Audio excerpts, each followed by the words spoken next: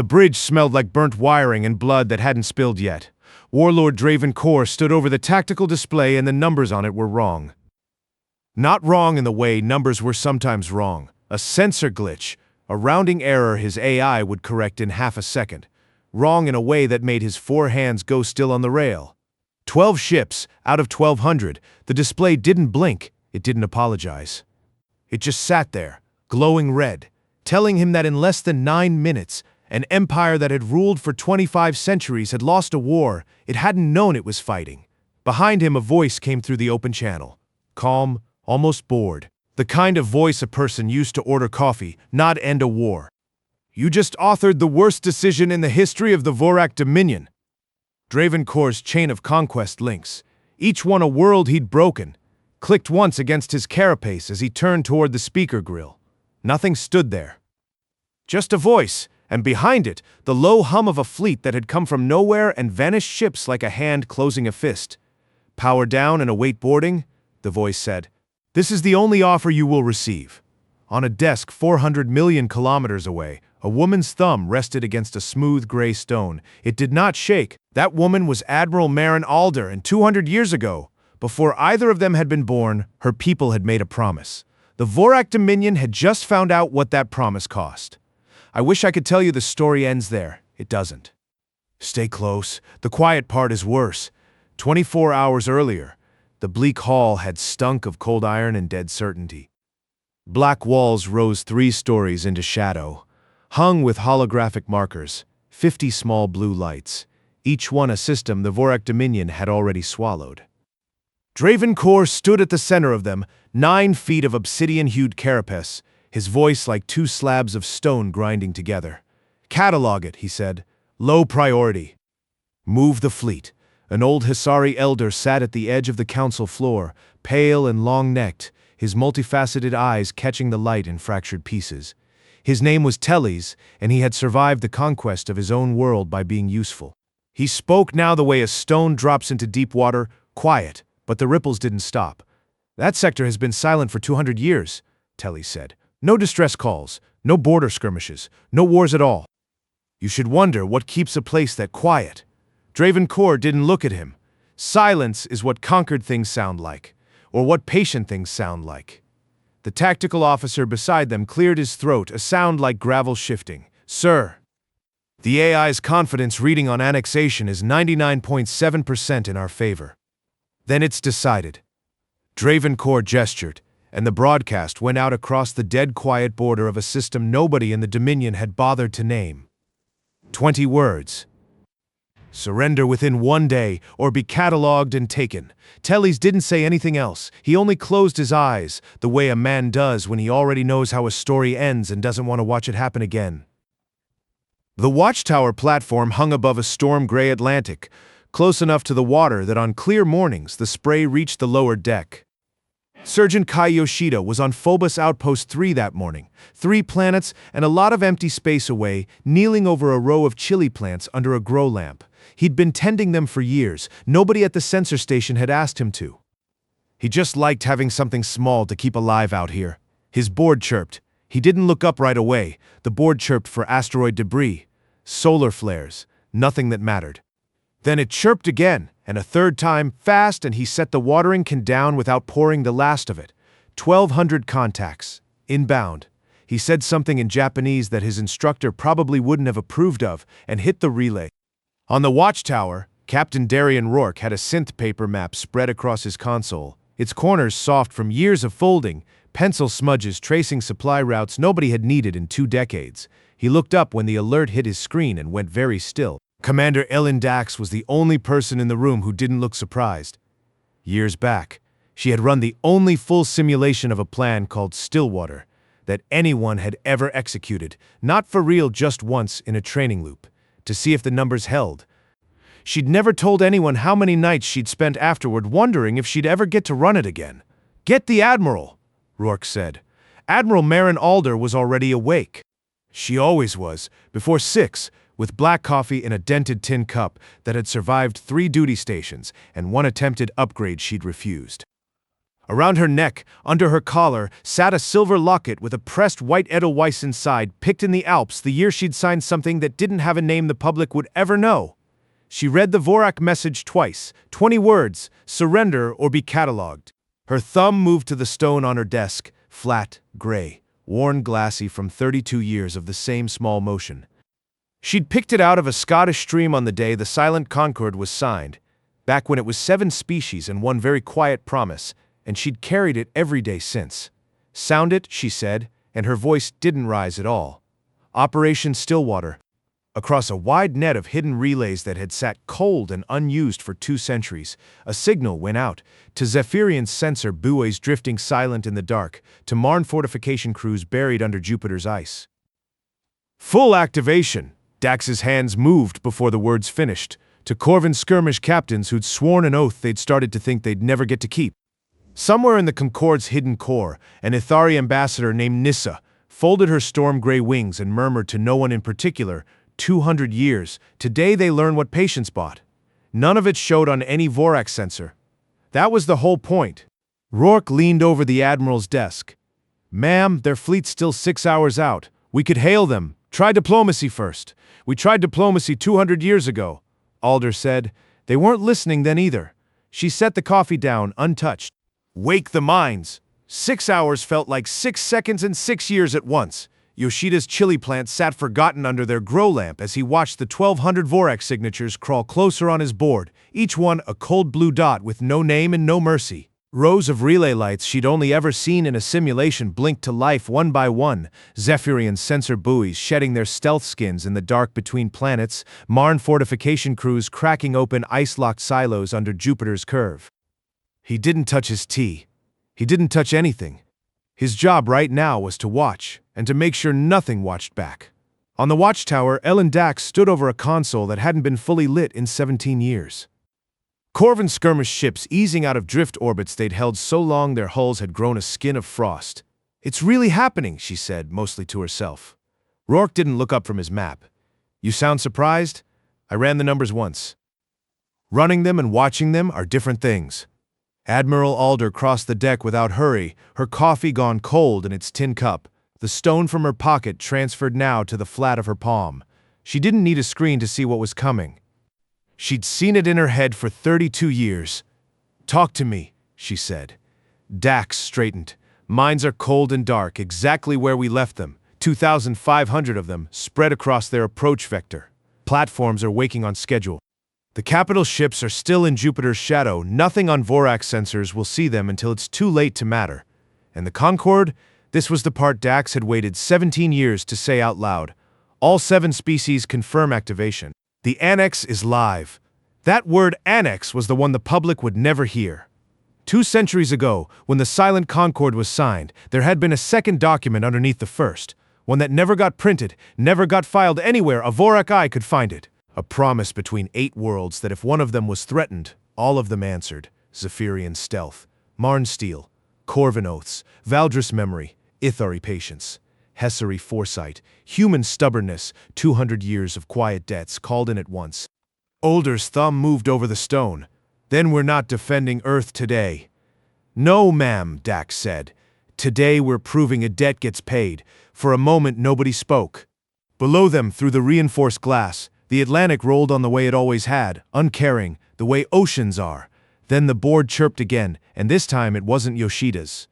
Contact change, Rourke said, voice sharpening. They've altered course.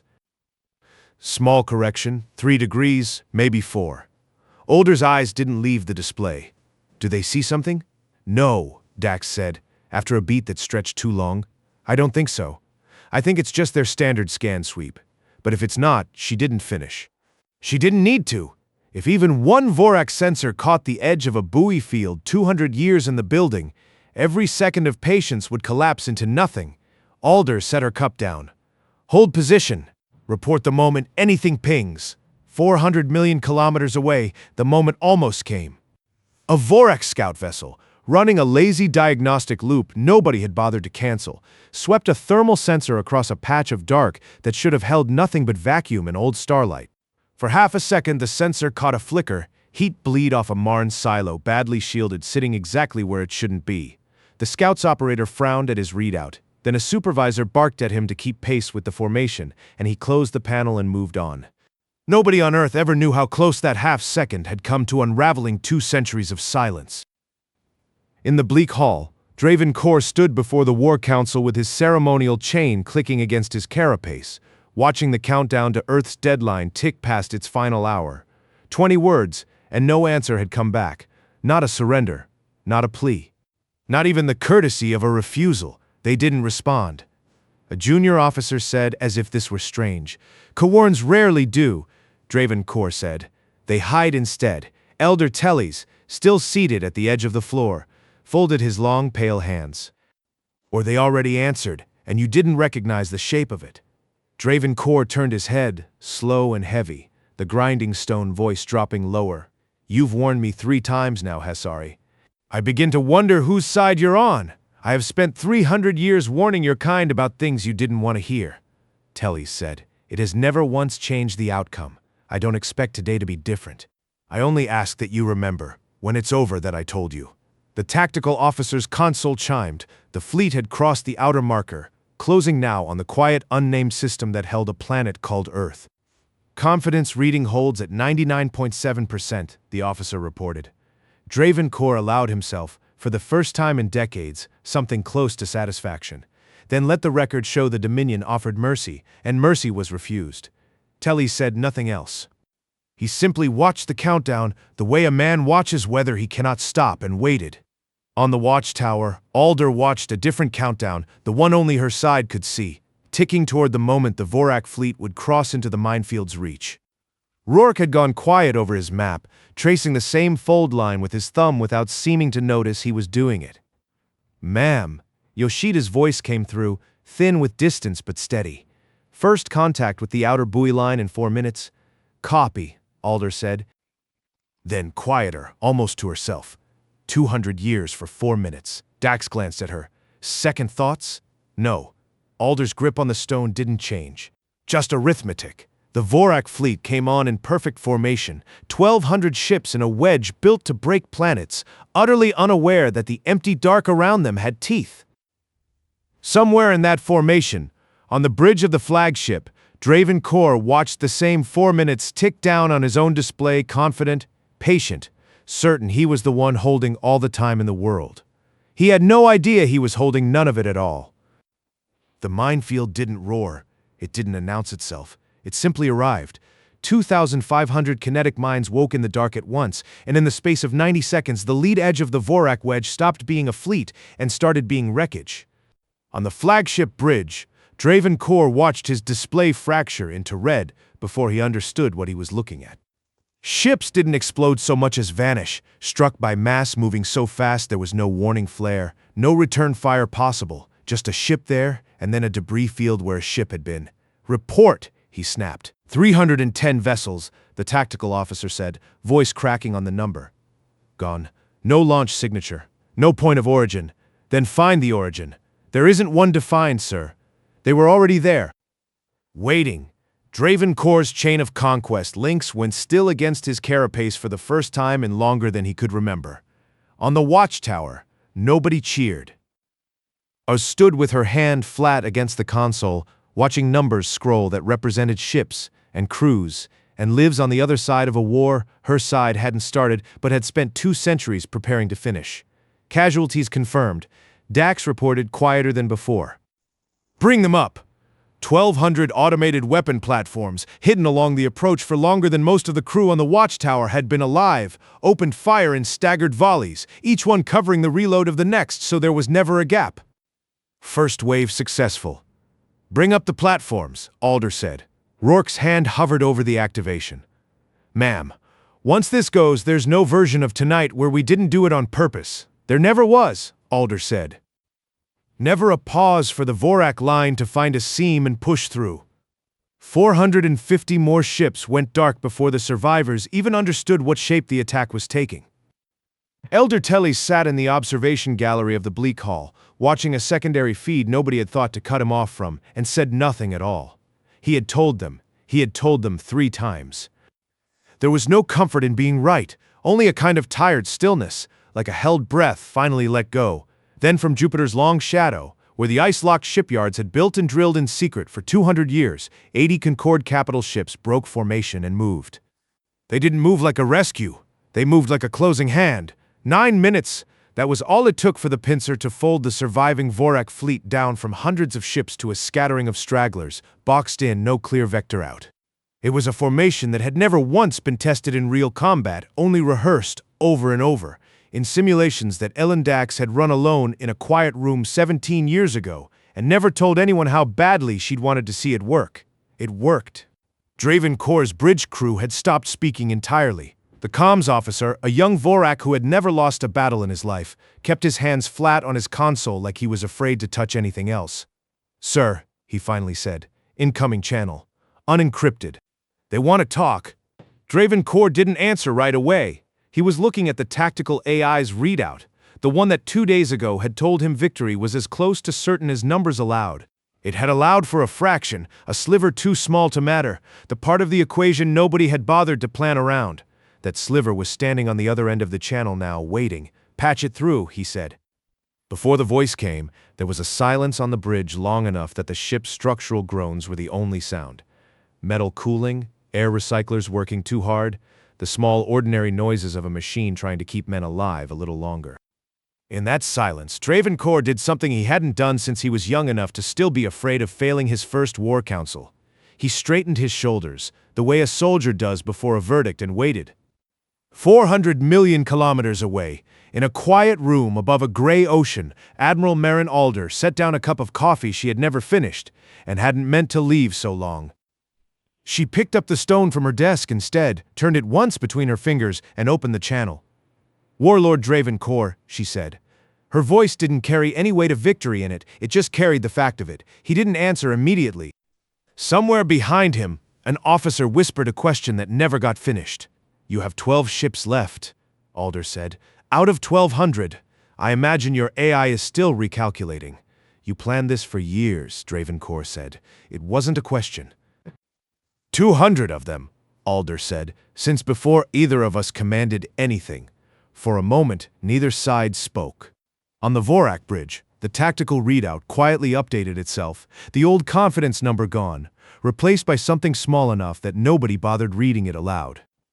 Then, far across the dark on a world nobody in the Dominion had thought worth naming, a signal lit on a console that had sat unused for longer than most of its operators had been alive. Sergeant Kai Yoshida looked up from his board on Phobos Outpost 3, and for the first time all day, his hands went completely still. "Ma'am," he said into the relay, voice careful. "You need to see this. It's not one of ours." Alder's grip on the stone tightened, just slightly. "Define not ours. Signatures Vorak?" Yoshida said. "But it's not moving with the fleet. It's been sitting dead quiet, half a system away, since before the ultimatum even went out. Nobody on the watchtower had an answer for that."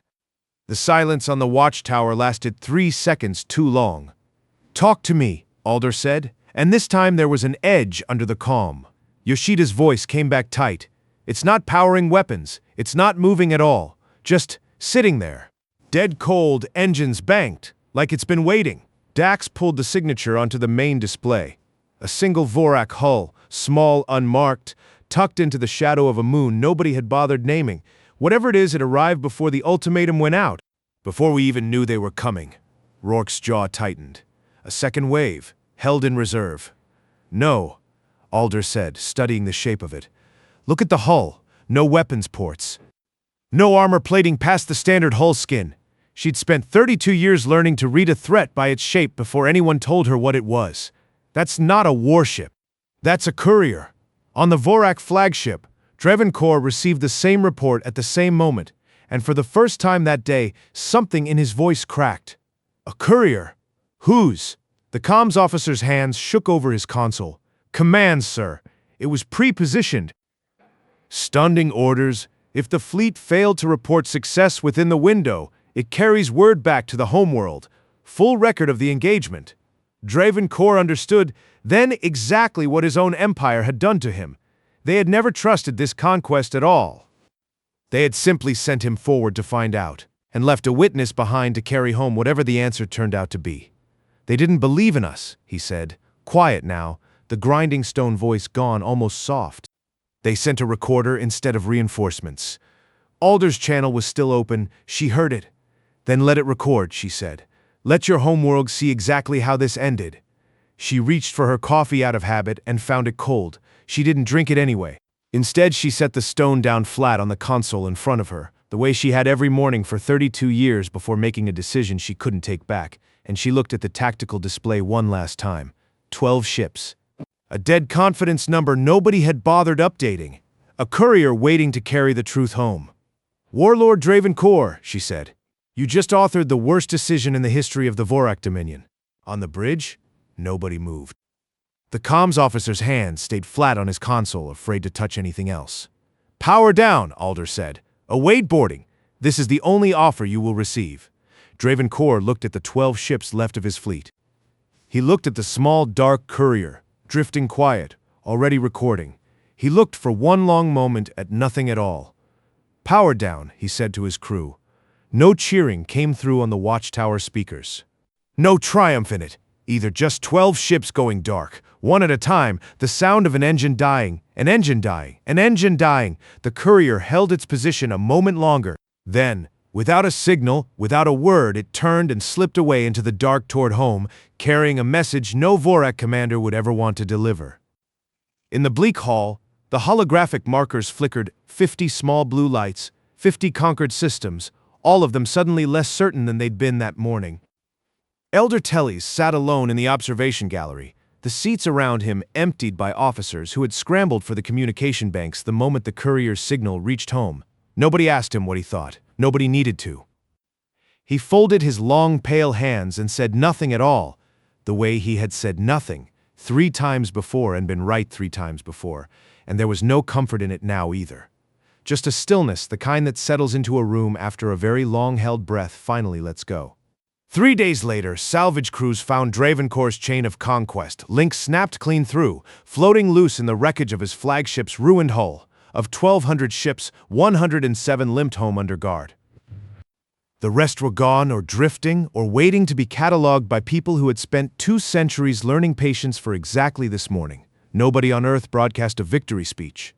There was no parade, no announcement, no name given to what had happened above a quiet, unnamed system that the Vorak Dominion had once called a backwater.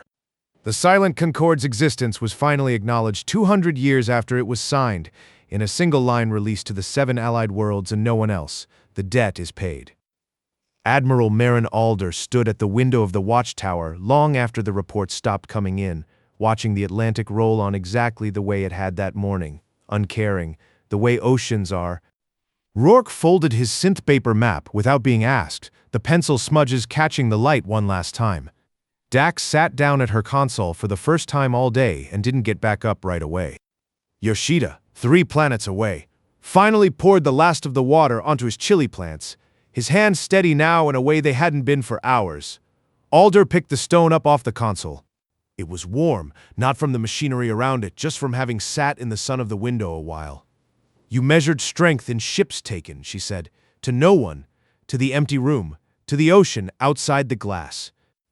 We measured it in years of silence. She closed her hand around the stone, the same gesture she'd made every morning for 32 years, and this time it didn't shake because there was nothing left to hold steady against.